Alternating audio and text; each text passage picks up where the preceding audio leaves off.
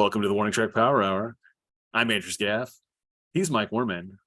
Today we're going to recap the NFL's Week 17, update our ongoing betting competition, which is now even more interesting to us, at least, than it has been in the past.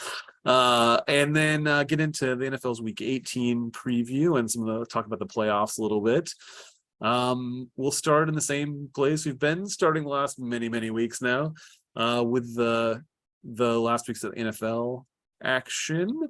Mike, what did you find most interesting from the last week's games? Was it another close Chiefs victory, possibly moving into the 1 seed?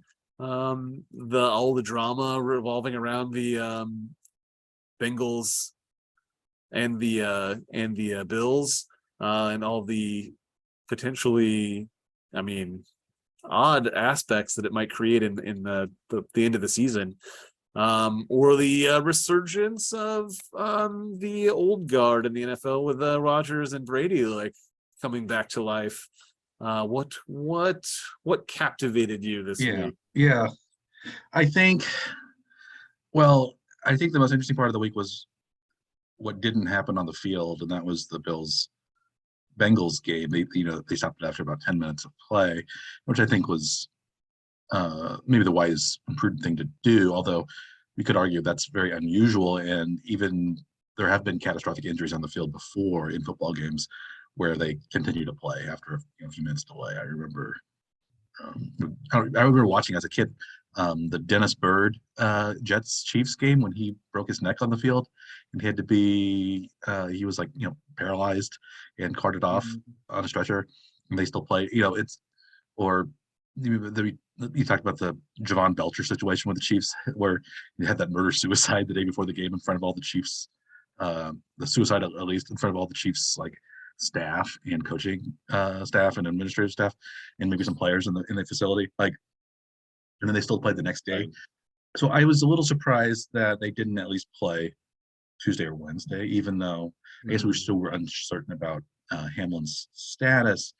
I think I was surprised about that. And I'm not saying I don't know whether that was the right decision or not, but it creates a lot of interesting and strange scenarios for the playoffs. So I think we'll talk about that, but I think that was by far the most interesting. Maybe it sounds callous to say it's just the most interesting because of the horrible, potentially life-threatening injury that Hamlin suffered.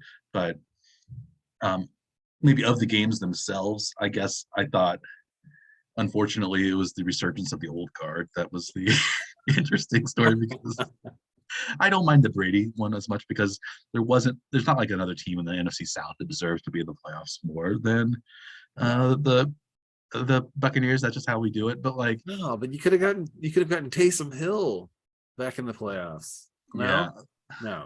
It was. I think it's telling that it was the Vikings that got blown out again when all they needed to do was kind of prove themselves not to be frauds, and they couldn't do that. And so this allows a potential Aaron Rodgers-led Packers team to be the 7th seed in the NFC playoffs. And I think even if he takes the Packers to the playoffs, I wouldn't be surprised if that's his last game. Those are his last games as a Packer. We can talk about that. But what do you think was the most interesting thing of this week? Chiefs games. As a Chiefs fan, I want to say the Chiefs game, but it wasn't very interesting. The game, more just sloppy play and just struggling to put teams away. It's annoying. I'll say that.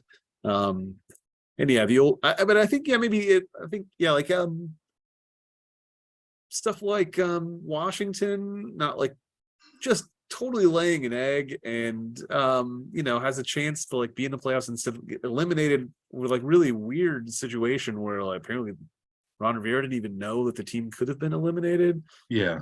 It may be questionable. Seemingly now, especially knowing the result, very questionable quarterback choice, going with Carson Wentz over Taylor Heineke. Seems like the players on the team seem to prefer one over the other anyway. Definitely. And that's going back over a year now at this point, like where we know that the players prefer Heineke to basically whoever they bring in to be the number one quarterback. It seems like they like Heineke more anyway. So I don't see why they don't just go with that. But I mean, Yeah, maybe and then it turns out now, especially given the fact that Washington has no chance of being in the playoffs, and yeah. now they're going to start Sam Howell, their draft pick quarterback out of Texas, who's like fifth, sixth, seventh round draft pick, something like that, and like neither Heineke nor Wentz is going to play. Like you could say, well, let's start Heineke. If they lose, well, we'll start Wentz next week and see how things look for the next year, and then we'll see what we have. But now they're just like, we're bad enough. We probably need to draft a quarterback in the first round, and let's see where unless this new kid Howell is good.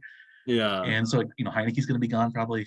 They might try to get rid of Wentz if they can. I don't know if they can with cap space, but like this could also cost Ron Rivera his job, unless it was top brass telling him that they should play Wentz rather than Heineke. But the top brass may not be part of the franchise anytime soon either. If the team is potentially up for sale, yeah, it's true. That's being explored as an option because Dan Snyder isn't very popular amongst the league anyway, or in society as a whole, I guess. So yeah, I mean, that's really just a mess of a franchise, and I don't know how you even start to fix it until you get the very top to get removed and replaced with somebody new. But it's going to be at least another year of just total chaos inside the organization. Is it not? Yeah, it's I guess it's remarkable that they're this close to 500 given their injuries, their lack of offense. Usually their best defensive players have been hurt a lot of the year. Yeah, it's a mess, but like you would think that with that big a mess they'd have a record like the Texans or the Colts or something like that, but their record was, and for a while they were the only team for a while that had beaten the Eagles, and they won at Philadelphia with against the full strength Eagles team, and now they are just what are they? I don't know. Yeah, it's hard to say. They are not even in contention in the last week of the playoffs, and this is a year when it's still possible an 8-9 team. I don't know, it's not possible yet anymore because I think it's Tampa could still finish. Tampa could still finish 8-9. That's true, but like the wild card teams, they've already won the game. Yes, I don't think it's possible for a wild card team to be 8-9 anymore because of the Green Bay Detroit game. They're both one of them has to be. The winner of that has to be 9-8 or 8-1. I guess they could technically be. Yeah, but I haven't played through the scenarios of what happens if the Packers and the Lions tie. Let's see. I'm going to look at that right now. So the Packers and Seattle loses, because you remember this was the case when almost if last year, the last game of the season between the Chargers and the Raiders, if both of the teams tied, they would have both made the playoffs. Oh, remember that? And they thought, right. So they could have just like made it a gentleman's agreement. Yeah, but they were not done anything yet. And the Raiders tried to win it at the end, I think, and that got the Chargers mad because the Chargers were saying, "Well, we're fine with a tie," or other vice versa. I can't remember which one it was, but it backfired, and the Chargers ended up losing it, and the Raiders, by winning it, stayed in the playoffs, and then the Steelers made it above the Chargers for the seventh, which I think helped the Chiefs a lot because the Steelers were not very good. Although the Steelers this year are still in line, possibly to make the playoffs. Potential. Let's see. So if there's a tie and the Seahawks lose, the Lions will. The Lions beat Green Bay. Oh, they beat Green Bay already, so they'll have the tiebreaker. Yeah. If they tie, they'd have the tiebreaker. Yeah. So the Lions can get in at 8-1. Mm-hmm. Yes. The Seahawks. If the Seahawks tie, and the Lions and Packers tie, it's not decided right there yet. Apparently, we need to. Well, if it stays a three-way tie, I think it stays as it. I mean, it's right now it's a three-way tie. So if it stays, if it's a three-way tie, then it's probably the same. Yeah, it's so when I clicked on the games to tie, Seahawks tying, Lions, Packers tying, it gave the Seahawks a 75% chance of making the playoffs, and the Lions a 25% chance. So I'm not quite sure what other games have to be determined. Well, this It is might right. be I like mean, it might be as it is record right of now, common it opponents or says something like that. Seattle right now, as it is, says Seattle would win tiebreak over Detroit based on head-to-head win percentage. Division tiebreak eliminated Green Bay because Detroit owns tiebreaker over Green Bay and head-to-head win percentage. So the division has to get broken first. Hmm. But then I think if it's 8-8-1, I think all the games have to be played to do the winning percentage, Oh, right? At least that's what 538 is telling me. no, I don't know. I don't know. I don't think it So matters. when I did it on 538, it gave me It still Seahawks left it. 70. If when they all tied, Packers eliminated, Lions 25% chance of making the playoffs, Seahawks 75% chance of making the playoffs. Okay. So I Maybe guess there's some other factor that we don't know. it might depend on like if like the Seahawks opponents, if they all like their common opponents were losing more versus the Um, Lions, maybe it would somehow affect things. well, the Seahawks have the worst conference record of the group. Who did the Seahawks play the last game? They play the Rams, so I think that's a game where they could lose. Yeah. Well, maybe just to shift subject just a bit, though, but still talking about something you just mentioned, though, too. What about the Raiders making a change of quarterback, seemingly planning on tossing Carr aside after Mhm. a very long investment of at least time in his career? Where does that rank in your interest level for the week? Yeah, that's surprising as well, and also I think also it because it's brings back kind of our old friend Jared Stidham, who has been kind of jerked around a lot as a potential starter because he was that way he was going to be the starter after Tom Brady left in New England, but then they brought Cam Newton in, and Stidham kind of vanished, and then I think he's bounced around a little bit, and now he's at the Raiders, and I think some people still think Stidham could be a starter. I think, and from his game against the 49ers, he played pretty Well, well. McDaniels was his offensive coordinator. Mm-hmm. Stidham was that backup too in New England. So Yeah, so it seems like it might be a Stidham tryout, and even if maybe if I think Carr's going to be gone. I think the financials make the most sense for getting rid of Carr as early in his contract. He signed a big extension, but I think if they get rid of him right after this season, they aren't on the hook for as much money as if they held on to him a little longer. it's only like 34 million against the cap next season, I think, even if he isn't on the roster preseason. So it's still a lot of money, but a lot of money, but like it's a lot less money than the full contract guarantee, which happens, I think, if they don't get rid of him before Super Bowl or something. Even I think it's early, um, and so I think maybe even if the Raiders think, oh, we're going to draft a quarterback in the first round, I think that player is probably not going to be necessarily ready, and Stidham might be the starter at the beginning of the year if they think so.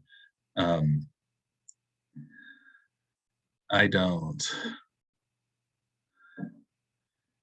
Yeah, I don't know what's going to happen there, but I think I could see Derek Carr going to like maybe would he be the second most valuable through free agent quarterback possibly behind Tom Brady? You think Brady or Rodgers as one? Oh, Maybe, Rodgers! I or forgot about Rodgers. Rodgers might also be he's not there, really on the market right now, and but technically I think even if the Brady, but Packers win and go to the playoffs, or if they lose and miss out the playoffs, I think Rodgers might be gone, and they might just go with Love and see what they have in Love. he does have a contract though. I mean, I think they'd have to trade him or release him or something to Yeah, clear I think a trade might happen. I think a lot of teams might say, well, we'll take Aaron Rodgers, like Tennessee Titans or something like that. Would you take with that team, the Titans, they run a similar offense to what Green Bay runs, and yeah. you have Derrick Henry, you have a great defense. That might be a place. It's in the AFC South, which is the worst division in the AFC. Although the AFC is tougher than the NFC. That may be a place. I don't know. Or you can go anywhere. Realistically, maybe 20 teams are either looking for a quarterback or would be interested in an upgrade of some kind. Yeah, like become available to them. should And become available. Like some teams wouldn't be able to, like, even if Denver wanted Aaron Rodgers, like they're still double Russell Wilson because he's got so much salary or something yeah, like that. But I could see Rodgers going to Tampa, Rodgers going maybe even the Rams. Depends on what happens with yeah. Stafford and Sometimes Mayfield. those. Well, there are quite a few teams that don't have any draft capital, Mhm. basically. So if a quarterback has a choice as to where he's going, he's probably not going to want to go to one of the Denver or the Rams because there's nothing that they can do to influence their personnel Mhm. anyway, right? For the Well, I next, guess you could say Los Angeles is big media capital. Maybe Rodgers wants to. Or there's the New York. Both New York teams are decent, but need a quarterback. I guess Daniel Jones yes, has had some success recently, so maybe the Giants be out. But I get New Orleans, any of those NFC South teams, AFC South teams, other than Jacksonville. yeah. There's a lot of so many moving pieces. And so you have Carr, you have Garoppolo, you have Rodgers, you have Brady probably. Um, those are the big four, I think, off the top of my head. Yeah. Plus, whoever's May, coming up in the draft as yeah, being, then you have like the lower tier like Mayfield and mm, who knows what the other maybe Trey Lance might be on that list too, depending on what Brock Purdy does. mhm, Um, it's possible. it's There's all kinds of crazy things that can yeah, it's happen there. crazy. Yeah, and I don't know. Yeah, and I think the quarterbacks in the draft, there are problems with just about every one of them. Like Bryce Young, even though he's probably the number one pick, like he's tiny. He's like Kyler Murray, tiny, and that's not usually a good thing in the NFL. You need a bigger quarterback. And Usually big hands too, right? That's always big hands. hand size is always one of the funnier. Yeah, that's what the problem was with Kenny Pickett. Although Right. he's been a lot better. He's leading possibly the Steelers possibly into the playoffs. They have um, according to 538 right now, the Steelers have a 21% chance of making the playoffs. So if they win against Cleveland, which is possible, that goes up to almost 40%. And then they just have to have a certain things break their way. Well, New England Uh, is currently in the spot, but they yeah, have they a can't. tough opponent this week. Yeah, if the Jets beat the Dolphins and New England loses to the Bills, Right. then the Steelers. No, wait. No, New England has to beat.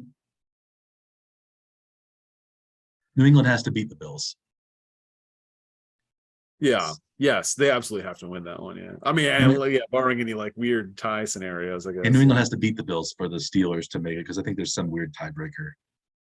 That, Well, New England beat Pittsburgh in the regular season, so oh yeah, and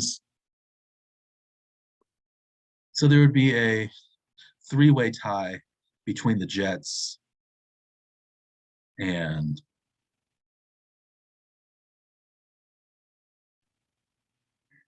no wait, the Jets would be 8-9. So I don't know how the Steelers beat New England early on. Steelers. No, New England beat Pittsburgh. So New Hmm. England has a tiebreaker over Pittsburgh right now. Oh yeah, no, never mind. Yeah, I was right. So the Bills have to beat New England. That's right. Yeah, okay. Yeah, I was confused. Bills Yeah. Bills beat New England, and then Pittsburgh wins. And The Miami has Jets. to lose too. Yeah, and then then because Pittsburgh lost to Miami and So yeah. the outcomes of three different games have to go the right way It's just for possible. possible. Stranger things have happened. The Chiefs have gotten in with a scenario before where they had to like four different games had to break the right way. Was that one of Andy Reid's early seasons or something? And I Wasn't think that? it was during what's his name? You play to win the game. That coach. Herm? Herm Edwards. Herm Edwards. Yeah, it was Herm Edwards' year. It was when Denver, I think, had to lose, and like 3 other games had to happen. And Denver was like going to be the number 1 seed or something, and they had to lose to somebody. And the Chiefs ended up playing the Colts in the wild card game when Peyton Manning was still on the Colts, and they lost. Right, and then lost, yeah. But It's like Larry. it's like that multiple games had to break one way, and the Chiefs had to win. So like they had only a portion of their ability to control their own destiny that they actually owned, right? So it's like Yeah, it was a lot of yeah, other things have been happening. the 2006 Oh, I was further back than I was thinking. 2006 season. Oh, okay, here it was. Okay, so that year the Chargers were 14-2, so they were the number 1 seed. I believe it was the Marty Schottenheimer coached Chargers. Yes. Yeah, it would have been, yeah. Again, a Schottenheimer coach team in the playoffs. So the Broncos were 1 game ahead. They were 9-6, and so were the not 9-6, and the Chiefs were 8-7. And so when the Broncos lost, that opened. They lost, and the 49ers that year were bad, apparently. And so yeah, started the it started the thing anyway. But yeah, something like that can happen. Yeah, Do we want to talk about our bets? I think we should. Yeah, let's do that pretty quick. So we both we both on the Bills and Bengals game, and that game is suspended, at least as of now. Who knows what's going to happen to it? That game is we don't know what's going to happen with that game, so we're just holding that off. So we have the bets, and we were each 2-0 in our completed bets. I think you had the over under the Bills Bengals, and I had the Bengals +1 or something. That's right. And did win our other games. What was your first bet that you won, Andrew? I had the Denver KC game. It was one of those I wasn't sure. I mean, I thought the Chiefs were going to win, but I didn't think they'd cover the spread, which they didn't. But I had the over in that game. It was 45 points, which they did manage. So Yeah, they ended up hitting 51 total. 51. Chiefs 724. So that was good for me. How about what was your first game then? My first bet was the under 1, I believe, Cardinals Falcons. That ended up being just under 19 to Atlanta won, so 39 was the total. I felt like had backup quarterbacks, and they didn't really have much to play for. So I figured we'll go for the under. Most games are hitting the under this year, so yeah, that worked out for me. And that one, it got a little dicey at times, didn't it? Wasn't it? Was there a missed field goal or something that happened? There was a missed field goal in the second half. That's what I was thinking. There were 27 points between. There were 27 points at halftime between the two teams. So yeah. they only needed 14 in the second half, but they could only manage 12 together. It was 4 field goals, or maybe there was a mixed extra point here, or a missed 2-point conversion or something. 4 field goals, a missed field goal. There was a turnover on downs even. Yeah, so it got pretty dicey, but stayed just under. Yeah, it was David Blau or Bluff. That's right, Blau. Was he a Blau or a Bluff? I don't remember the pronunciation. Blau, David Blau, Desmond Ritter. So yeah, that game was under. How about your second one?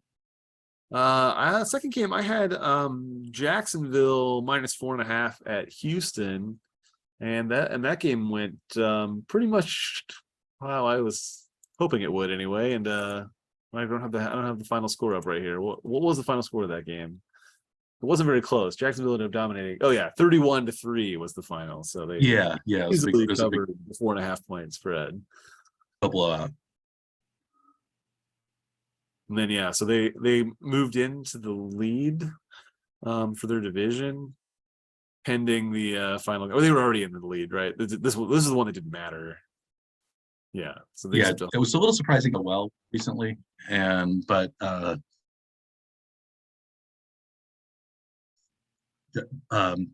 mean that Jacksonville will not so much, but maybe Houston is probably gassed after their 3 really close games against recently, and Jacksonville just rolled. So I think they're trying to be on a high note against Tennessee for the last, because that's the one that matters for the NFC South Championship.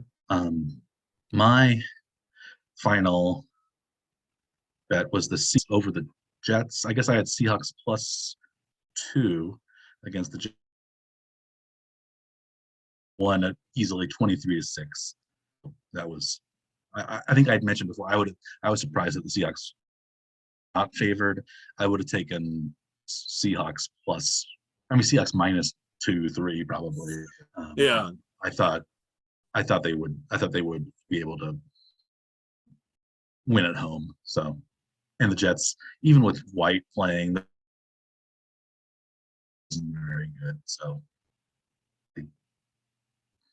yeah. So that one was an easier for me too. So we both very sitting really pretty going in to Monday night's game, but then Monday was what happened, and Right. so where does that leave us on the season?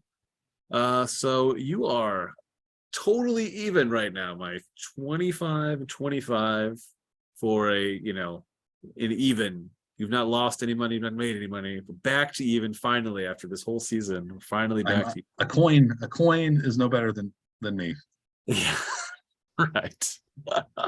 And I'm just slightly better than that right now, as 25-24-1 or plus $100 on the season now. Positive for the first time in the entire season.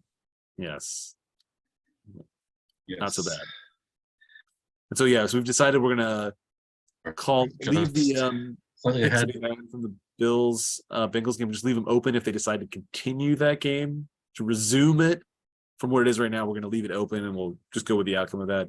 I think if they reset it or cancel it, then we'll just cancel that bet. I think that's what we decided, right? Yeah, I think that's fine. I think that makes sense. I think most of the books have given refunds on Bengals Bills bets already.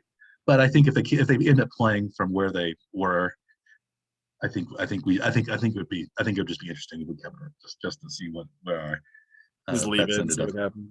Yeah, but I think it seems like more and more likely that they're not going to play it. So we decided to do 4 bets this week to make up for our missing one from last week. So who do you like in the first of your quadrifecta or tetrafecta? I'm not sure which one. I think both work. So yeah. Just personal preference, I guess, is which prefix you decide to use. But the first game I picked for our new week 18, I've got Cincinnati -7 versus Baltimore. I think Cincinnati is still playing for that 1 seed. Possible there's at least a slim possibility they can get into the 1 or at least move up to the 2, even if they cancel that game against the Bills entirely. So they're playing for something. I think Baltimore isn't really playing for anything. I think their seed is pretty much locked where it is. Lamar Jackson is injured and very unlikely playing in this game. So I think Cincinnati being able to cover the 7-point spread is, I think, likely. That's the way I would lean too. I guess you could say perhaps if they end up replaying or playing over the Bengals game, if the Bengals lost that game and the Bengals lost as well to the Ravens would have the division because they would each have 6 losses.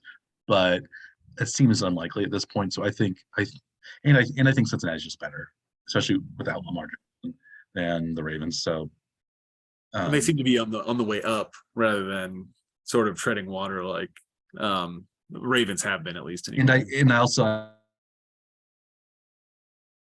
the Bills Bengals game, I would say the Bengals would have a psychological advantage because of what the Bills went through, and they would have then that game would still be in Cincinnati, and So I would say also they would want to have that 2 seed because again, it maybe seems callous. The Bills would also potentially have to come to Cincinnati if they were the number 3 seed.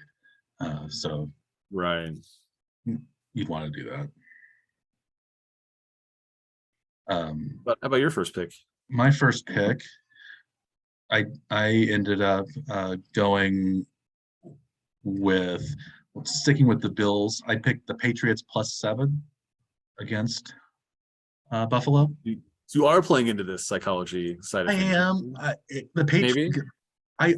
I kind of am also because I think if anyone is not sentimental, it's Bill Belichick, and his team needs to win to get in the playoffs. And I don't know if they'll win, but I think they can keep it close, especially if the Bills are a little bit lackluster. Of course, the Bills can come out gangbusters and roll, but I'm, 7 points is still a lot of points in a divisional NFL game. So I'm going to go with New England here because they really need to win to get in the playoffs. So the Patriots +7 there. Sounds good. Let's see, my second pick. I like to stick with, especially this last week where it does get pretty strange with trying to guess who's going to be starting, actually using their starters and trying to win. So I ended up going to the Tennessee Jacksonville game for my second pick because both teams actually care they need to win. Both teams need to win to try to get the division win so they can end up in the playoffs. So I don't know who's going to win for sure. I think Jacksonville will, but it's going to take points from both. I think it's going to be relatively high scoring game. Over under is only 40 points in this one, so I'm going to take the over on this game. Yeah, I like that too. I would also, if I had to pick one side, I would pick Jacksonville. I had thought about picking Jacksonville by 6.5 as one of my bets, but I did not end up going with that. But especially, we don't know who's going to be the quarterback for the Titans. It's probably going to be Joshua Dobbs again. Although he looked okay at times last week, but yeah, the Titans' offense isn't as good as the Jaguars, and their defense has not been quite as stout as it was earlier in the year. And so my second pick, I'm staying in the AFC East for my second pick. I'm going down to Miami, the Jets, Dolphins. I am picking, and the Dolphins are favored by 2, even though 2 is not going to play probably.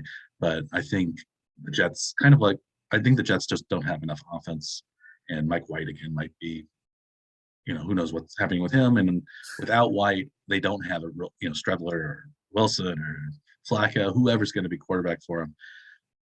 I don't think they can keep up even with Skylar Thompson or whoever's going to be Miami's quarterback, because Miami has more weapons. And I think also Miami really doesn't want to go from 8-3 to 8-9 and be out. So I like Miami's chances there. And they really only lost to some of their games recently because of big turnover things like that, like Tua when he threw 3 interceptions against the Packers. What I can't remember what happened to them last week. What Dolphins lost to? Who'd they lose to last week? It was the Patriots. Patriots, yeah. And that was a very close. And that was a very close game. And I think the Patriots right now are playing better than the Jets are. It was at New England, so I like the Dolphins, especially even though +2. If they win, basically, unless it's who knows. But I think they'll win by field goal at least. Yeah. One with Tyreek Hill and Jalen Waddle as receivers, it's just somebody to get even a short pass to them, and they can, Yeah, and Mostert has been running the ball really well. Yeah. I don't know if Wilson's back. Those been, but yeah, they have a running attack and a passing attack. So yeah, I like their chances. That seems reasonable. Yes. How about pick number 3? Pick number 3, another division rivalry, but only one team playing for something in this case. But I like the Dallas at Washington. I think Washington seems to have collapsed in the last couple of weeks. I don't think that they're have any understanding of how the game of football maybe even works at this point. So Dallas favored by 7 points. I expect them to be able to cover that spread. And I like that game too. I also I would also say I would take Dallas because Dallas still has a chance perhaps to get to win the division over the Eagles and have a home game. I think they're not technically alive for the first round bye. Maybe they are. They have like a less than 1% chance of 45-38 of the first round bye. yeah, Only with 6% multiple chance of the losses division. yeah. But all they need to do is have the Eagles lose to the Giants, which is possible, especially since Jalen Hurts probably isn't in play, and Washington, and to beat Washington. But if like for the example, though, the Eagles were winning handily against Washington, against the Giants, because the Giants don't have a whole lot to play for, you could see perhaps the starters for Dallas getting pulled, and maybe that would keep the game closer. But Washington's starting Sam Howell as their quarterback, and I also like Dallas, but I also like the under in this one because I think the second half there might not be anything to play for, and Dallas might just cruise, and neither team really have much offense. So that's the over under is 41, I believe, That's right. and I'm going to take the under there. So I could see that as like a 28-10 game or something like that, or lower for Dallas. They might just need 20 points to win. And Yeah, I think even Dallas's defense isn't great by any means, but Washington's offense seems to be pretty incompetent, especially with I mean, we don't even know what this new quarterback's going to be like at all. I don't yeah, think and with the rookie quarterback in his first start, Micah Parsons might have like 7 sacks in the first half. Who knows? It's possible. so I like so I like the under. You like Dallas, kind of for the same reasons. Yeah, yeah. And even I'm going to take an under this week too with my 4th pick. I usually don't go for the unders, but I think the Minnesota Vikings Bears game is coming up this weekend. I think the Bears are potentially playing for the number 1 pick in next year's draft should they lose, and it also requires a Houston victory. I think the Bears have very little chance of scoring many points in this game. And Minnesota, I don't think can score very many points either. They are negative 19 now, I think, on the season, even though they're 12-4. So I expect this game to be low scoring, and the 43 points is relatively high, actually, for for a matchup like this, I think, knowing the situation at least anyway. Yeah, it's outdoors at Chicago, right? So yeah. We saw what happened with the outdoor game against Green Bay last week for the Vikings. They only scored 17. They got blown out. And the weather wasn't particularly bad. Yeah, that game. I think the weather's supposed to be okay, but still, Yeah, it's still gonna be cold. But yeah, the Vikings are an indoor team, and they are not a great team, even though they have a pretty great record. So yeah, I like the under there too. I also went with an under for my 4th pick, and it was a game somewhat related to your game in that it might have implications for the number 1 draft pick, and this is the game between Indianapolis and Houston, the Colts Texans. The Colts Texans over under is, I believe, 38, and I could see neither of those teams really wanting to score a lot because I think I don't think the Colts are a disaster. The Texans, I think, might have peaked a couple of weeks ago and are on their way down. I don't think they would mind having the number 1 pick. I think in some ways they probably want the number 1 pick more than the Bears because the Bears, at least it seems like they have the quarterback of the future, and they are going to pick somebody to replace Justin Fields. Maybe they listen to trade offers and stuff like that for it, but I think Houston, the number 1 pick, is more valuable to Houston. well, they're But going to get also, a pretty high other pick too, aren't they? They have the Browns. Yeah, they Houston had the gets Browns pick as well. too, which is a lower half, I think. It might be number 10, number 12, something like that. Yeah. And I think also the Colts don't really have a big desire to win that game either, because it's Jeff Saturday's last game. He's not gonna I don't think go next year, but they probably don't really want the Texans to get the number 1 draft pick because they're the same division. So maybe they don't care so much either. And maybe if neither team is that invested, maybe they won't score very many points. So I'm going to go under 38. 20-17 would get me there. And neither of these teams has a great offense. So that's what I'm going under again.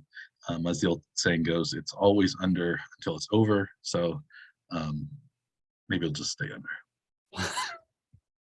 That works.